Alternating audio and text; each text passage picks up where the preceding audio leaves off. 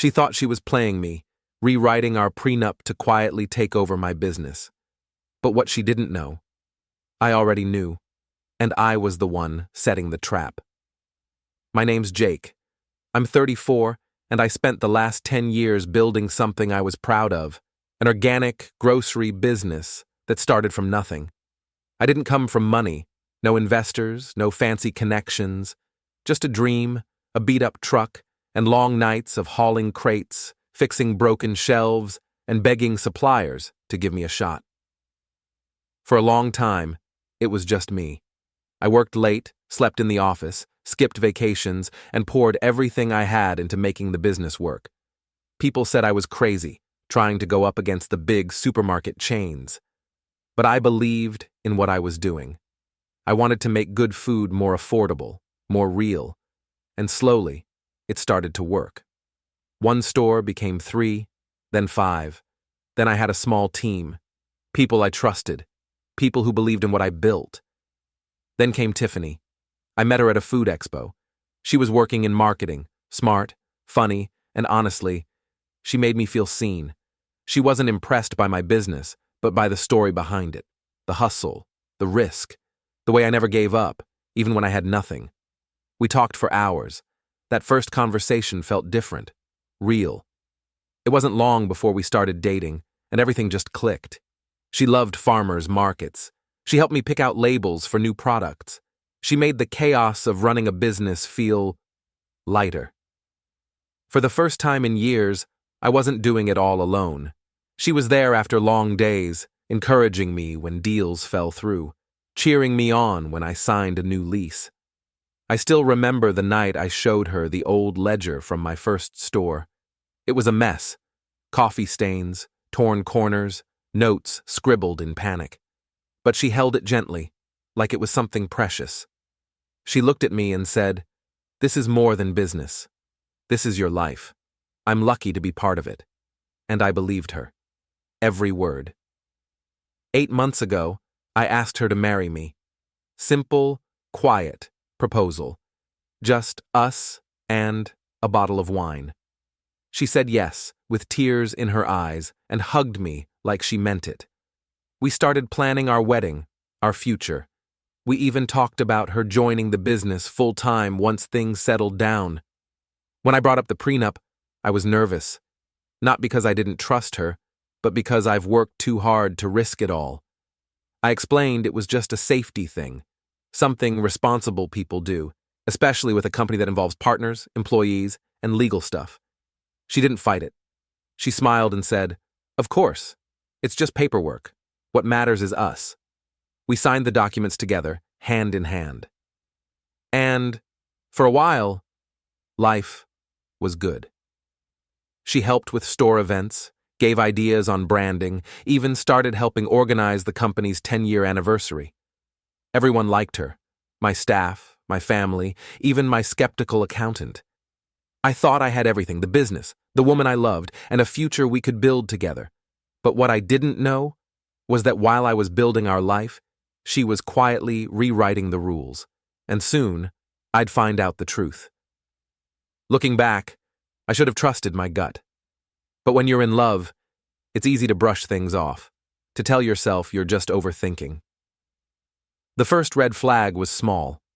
Tiffany started staying up later than usual, always working on the guest list or finalizing wedding details. I didn't question it at first. Planning a wedding takes time, but it kept happening. Nights where she'd sit at her laptop with headphones in, screen turned slightly away. When I'd walk by, she'd quickly minimize whatever she was doing. Once, I joked, "What, you planning a surprise honeymoon?" She just smiled and said, "Something like that." Then came the phone calls she'd take outside. Always, just a quick chat with my brother Mark. I knew Mark, or at least, I thought I did. He was slick, too smooth, if I'm being honest. Had a couple failed business ventures, always talking about his next big thing. He gave me bad vibes, but I kept my mouth shut. Tiffany loved her brother.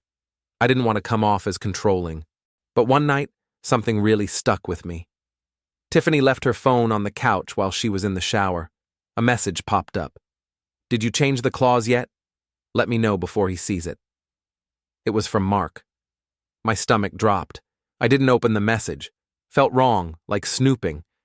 But that one sentence, it wouldn't leave me. What clause? What did she change? And why would she be hiding it from me? The next day, I called my lawyer. I asked him, casually at first, if we could take another look at the prenup, just to review everything. He seemed confused.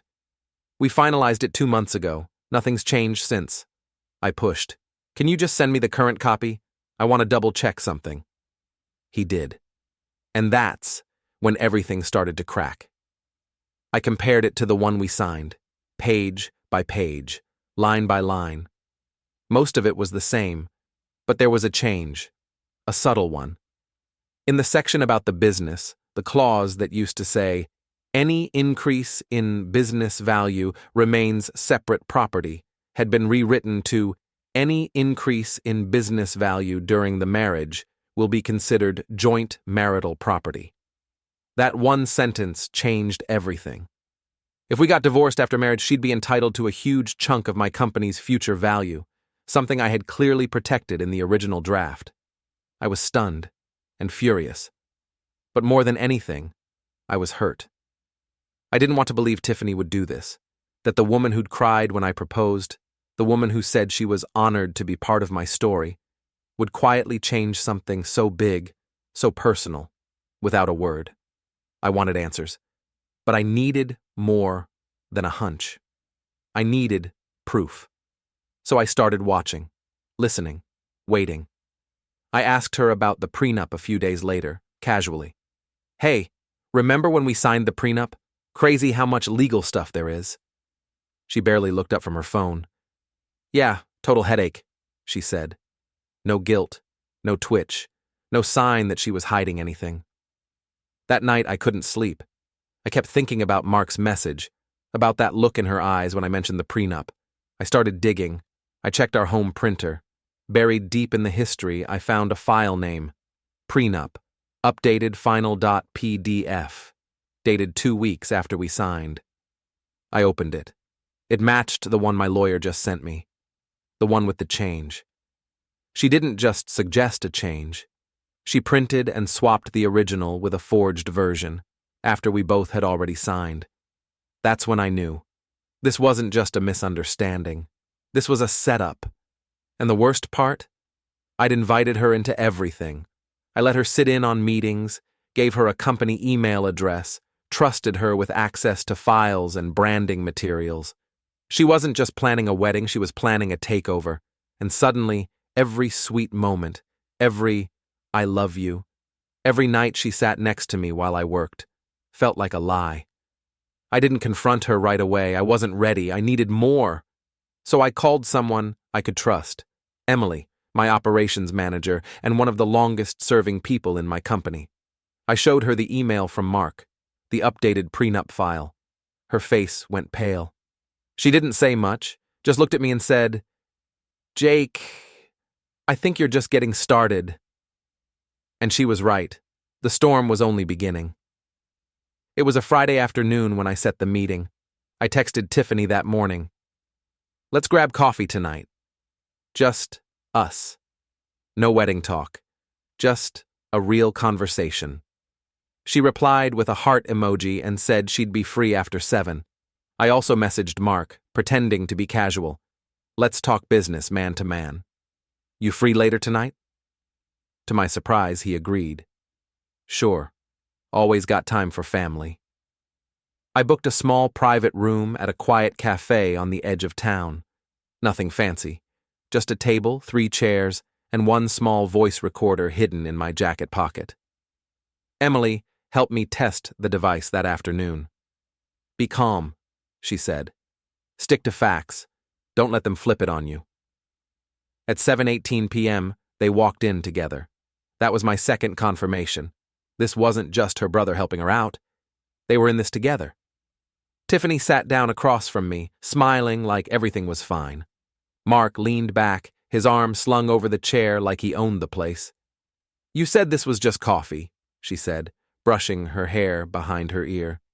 It is, I replied, keeping my voice steady. But there's something we need to talk about first. I pulled out a manila envelope and placed it on the table. Tiffany looked at it, then back at me. What's that? I looked straight at her. It's the version of the prenup we both signed. And this, I pulled out a second sheet, is the one you printed 2 weeks later, the one you swapped behind my back. Her smile faded. I don't know what you're talking about. Mark shifted in his seat. Jake, man, this isn't the time. No, I interrupted. This is exactly the time. I gave you both trust. I gave you access, and you turned it into a plan to rob me. Quietly. Legally. Tiffany's voice shook. Jake, you're overreacting. It was just a small change. I slammed my hand on the table, not to scare her, but because the words hurt coming out. A small change? You tried to tie yourself into something you didn't build. You knew what that clause meant, Tiffany. You knew. Mark leaned forward, his smirk turning sour. It's not like we were stealing. You were about to marry her. What's yours was going to be hers anyway. I looked at him. She already had what was mine. My home, my name, my future. But that wasn't enough, was it? I turned back to Tiffany. My voice was lower now, almost breaking. I asked you to build something with me, and instead, you tried to take what was already built. She didn't speak. Her eyes welled up, but I didn't see guilt. I saw fear. Fear of being caught, not remorse for what she did. I reached into my pocket and pulled out the ring. Set it on the table. You don't get to wear this anymore. She finally spoke. Jake, please. I didn't want it to be like this. Mark said it was just a backup, just in case. I stood up. That's the problem. You were planning for a way out. I was planning for a life together. Mark scoffed. You're being dramatic. She still loves you. I leaned across the table and said quietly, but clearly, love doesn't forge documents. Silence. The whole room felt frozen. I wanted to scream. I wanted to walk out. But I stayed still for a beat longer, letting the weight of what just happened settle. Then I turned and walked away. No goodbyes, no second chances. Outside, the air was cold. I exhaled, watching it fog in the night, and realized for the first time, I felt lighter. I didn't just end an engagement that night. I ended the illusion. The fallout didn't happen overnight. At first, Tiffany tried to play the victim. She called me, left voicemails, sent long texts that started with, "Please just talk to me," and ended with, "I only did it because I loved you." I didn't respond. What was there to say? When someone crosses that kind of line, no apology can undo it. Not when it was planned, not when it was signed. Then came the damage control. She reached out to my parents. My mom told me about it, said Tiffany showed up at their house crying, holding the engagement ring, saying she never meant to hurt anyone. But by then, my parents knew everything. I'd shown them the documents, the timeline, the emails from Mark.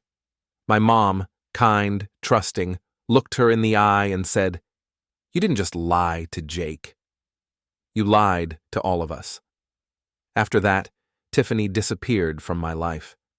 But her public life didn't survive much longer. Emily, my operations manager, had quietly flagged internal emails showing Tiffany forwarding confidential branding documents to a private Gmail account linked to Mark. She also found that a few supplier quotes, some marked as confidential, had been accessed from Tiffany's home IP during odd hours. Our legal team took over. While we didn't go to court immediately, a cease and desist was sent to both of them. Mark panicked. He tried to call me, tried to explain everything, saying it was just a business move. But I knew what he really feared, his name being blacklisted in the local business community. And that's exactly what happened. Word got around fast. You see, when you try to steal from someone who's well-connected and respected, There are consequences. Small business groups cut ties with him. His consulting offers dried up. One startup rescinded a job offer after hearing about the prenup situation. Turns out, no one wants to hire someone who messes with contracts. Or family. As for Tiffany, the wedding was off, of course. Vendors called me asking about deposits. I told them she had full control. And just like that, the house of cards she built started collapsing. Friends she'd made through me backed away. A few mutual acquaintances told me she was laying low, that she moved in with Mark for a while before leaving town. I didn't celebrate any of it. I didn't post anything online, didn't rant, didn't gloat. But I did heal. It took time. At first, I felt hollow, not angry, just empty, like I'd poured everything into something fake. But slowly, that changed. I started sleeping better. I began spending more time with my team again, not just talking numbers, but asking how they were doing, joking around, reconnecting with the reason I built the business in the first place. One weekend, Emily and I stayed late to organize a store renovation plan. As we boxed up old signage and sorted files, she looked at me and said, "You know, you handled that whole mess with more grace than most people ever could." I smiled, but it didn't feel like victory. It felt like relief. "I just didn't want to become bitter," I said. "That would have meant they really won." I went back to doing what I loved, visiting stores, mentoring young staff, trying new product lines. I even started volunteering again at the food co-op where I used to sweep floors during my early days. And then one day it hit me. I wasn't just recovering. I was free. No more second-guessing texts. No more wondering if I could trust the woman next to me. No more pretending everything was fine while something rotted beneath the surface. I had taken a hit, sure, but I'd gotten back up, stronger and smarter. I told myself something I now repeat often. A betrayal can take from you, but it can also show you what you'll never tolerate again. And that, more than anything, is what I carried forward. It's been almost a year since that night in the cafe. Some mornings, I still wake up early out of habit, expecting the weight of it all to be sitting on my chest. The lies, the betrayal, the planning behind my back. But then I realize, it's not there anymore. That storm passed, and I survived it. After everything went down, I didn't jump into anything new, no rebound, no distractions. I focused on myself, my people, and the life I wanted to rebuild, not the one I thought I had. I started running again. Nothing too serious, just enough to breathe deeper. I picked up old hobbies, photography, cooking, sketching on napkins, when no one's watching. It was strange how those little things started to bring joy back into my life. My therapist, I started therapy, said something that stuck with me. Closure isn't something someone gives you. It's something you give yourself. That hit hard, because for a while, I was waiting for Tiffany to apologize and mean it, waiting for Mark to face consequences he couldn't squirm out of, waiting for some sort of justice. But I realized justice isn't always loud. Sometimes it's just peace. I got mine. We sold the new store I'd been developing together with Tiffany's help. I didn't want her name anywhere near it. Took a financial hit, but it was worth it. Clean slate. I focused more on the original locations, the ones that felt like home. And Emily, my right hand, my friend, she got promoted to director of operations, deserved it more than anyone. She was the one who stood by me when everything else was crumbling. Funny thing is, people kept asking if I was bitter, if I'd ever love again, if I was over it. The truth? I'm not bitter. I'm not angry. And I think I'll love again someday. But I'm not chasing it. I've learned how to be whole on my own. Tiffany was a chapter, one I thought would be the rest of the book. But people change. And sometimes they weren't who you thought they were to begin with. That doesn't make me a fool. It makes me human. And if I had to go through that to learn what real love isn't, then maybe it was worth it. Last month, I took a solo trip to the mountains. No phone service, no emails. Just me, a notebook, and the sound of wind in the trees. I sat by the fire one night and wrote something down. She broke the contract, but I broke free. I don't know if I'll ever see Tiffany again. I don't need to. I don't need an ending with a bow. Sometimes closure looks like not getting the last word, but I got the last move, and I made it count. Jake was never the kind of man who wanted revenge. He didn't yell when he found out. He didn't drag Tiffany through the mud. He didn't post angry rants online or make a scene. Instead, he turned inward, quietly, steadily, like someone who'd been gutted, but refused to bleed where the world could see. The biggest change wasn't what Jake did. It was how he stopped explaining himself. He stopped trying to justify why the prenup mattered. He stopped apologizing for protecting what he built. He stopped carrying the guilt that should have never been his. He became sharper, but softer too. More guarded, but not cold. He listened more, spoke less. And when he did speak, it was with clarity, like someone who had nothing left to prove, just boundaries to enforce. One of his old friends told him, "Man, you're different now, not harder, just clearer." And that was true. Jake didn't become bitter. He became better at choosing peace. Meanwhile, Tiffany unraveled. People say betrayal is heavy, but so is the fallout. After the confrontation, she tried to spin the story, but too much truth had already leaked out. Screenshots, email timestamps, even her own voice in a conversation she didn't know was recorded. Her charm started to feel rehearsed. Her apologies sounded like damage control. Those who once praised her began pulling away, not because Jake said anything, but because character reveals itself under pressure. Tiffany's fall wasn't loud. It was lonely. She deleted her social media, moved back to her hometown. Word was, she'd taken a job far outside the industry. No more branding work, no more startup circles, and no more whispers of power couple or wedding plans. She didn't just lose Jake. She lost the version of herself she thought she could maintain. And the people around Jake? They showed who they were, too. His parents, especially his mother, stood by him with quiet strength.